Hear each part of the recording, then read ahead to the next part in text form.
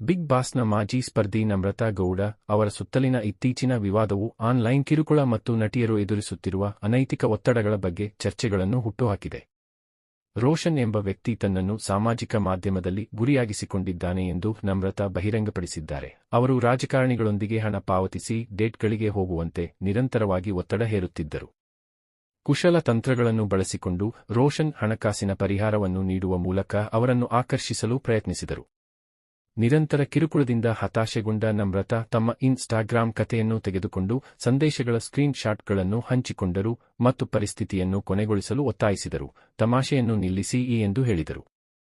ರೋಷನ್ ಬಿಜೆಪಿಯ ಮಾಜಿ ಸಂಸದ ಪ್ರತಾಪ್ ಸಿಂಹ ಅವರ ಪ್ರೊಫೈಲ್ ಚಿತ್ರದೊಂದಿಗೆ ರಾಖಿಜಾ 43 ಎಂಬ ಖಾತೆಯಿಂದ ಕಾರ್ಯನಿರ್ವಹಿಸುತ್ತಿದ್ದಾರೆ ಎಂದು ಪತ್ತೆಯಾದಾಗ ಹೆಚ್ಚಿನ ವಿವರಗಳು ಹೊರಬಂದವು.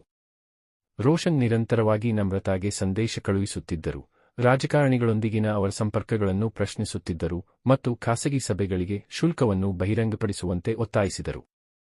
ಗೌಪ್ಯತೆಗಾಗಿ ಕಣ್ಮರೆಯಾಗುವ ಸಂದೇಶಗಳನ್ನು ಸಕ್ರಿಯಗೊಳಿಸಬೇಕೆಂದು ಅವರು ಒತ್ತಾಯಿಸಿದರು.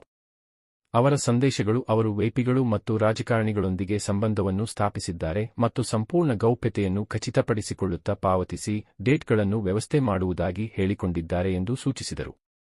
ಪದೇ ಪದೇ ಹಣ ಪಾವತಿಸಿ ಡೇಟ್ಗಳನ್ನು ಏರ್ಪಡಿಸುವುದಾಗಿ ಹೇಳಿಕೊಳ್ಳುತ್ತಿದ್ದರು ಎಂದು ನಮ್ರತಾ ತಮ್ಮ ಕೃತ್ಯಗಳನ್ನು ಸಾರ್ವಜನಿಕವಾಗಿ ಬಹಿರಂಗಪಡಿಸಲು ನಿರ್ಧರಿಸಿದರು.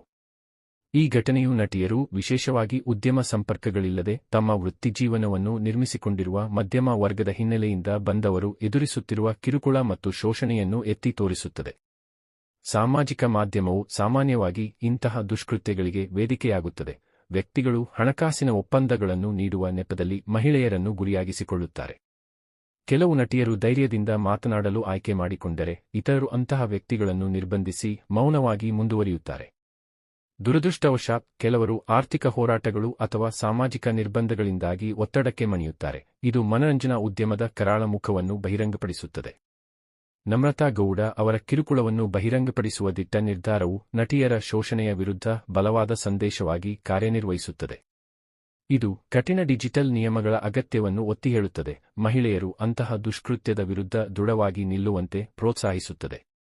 ಈ ಅನೈತಿಕ ಅಭ್ಯಾಸಗಳ ಮೇಲೆ ಬೆಳಕು ಚೆಲ್ಲುವ ಮೂಲಕ ಅವರು ಹೆಚ್ಚಿನ ಸಾರ್ವಜನಿಕ ಜಾಗೃತಿಯನ್ನು ಉತ್ತೇಜಿಸಿದ್ದಾರೆ. ಉದ್ಯಮ ಮತ್ತು ಸಮಾಜವು ಅಂತಹ ನಡವಳಿಕೆಯನ್ನು ಗುರುತಿಸಲು ಮತ್ತು ಖಂಡಿಸಲು ಒತ್ತಾಯಿಸಿದ್ದಾರೆ.